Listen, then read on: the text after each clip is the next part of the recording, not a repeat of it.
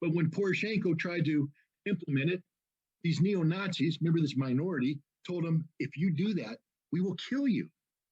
Again, we're talking about what the definition of an insurrection is.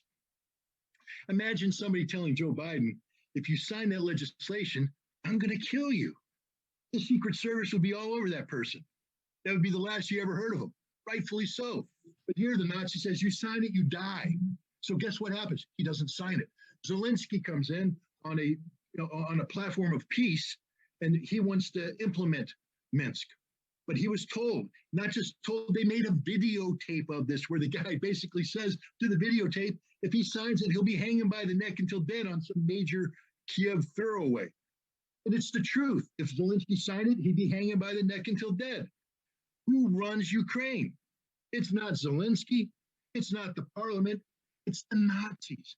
And if you're a Russian, and I'm going to leave it with this, because this is the emotional part. You thought losing 14,000 people was emotional? I'm going to give you what emotional is. Emotional is losing 23 to 32 million people in a war against Nazi Germany. That is what defines Russia today. Every major town, every major city has a monument to the people who died. Every family lost people, 1, 2, 3, 4, 5, a dozen, 20 in that war. The biggest holiday in Russia is May 9th, Victory Day. It's not like in America. When was the last time the United States celebrated Victory in Europe Day? Never, not in our memory. We forgot about it. We don't have any more World War II veterans. They're all dead or dying. But the Russians, they're dead and dying too. You know how they remember it? They formed something called the Immortal Regiment.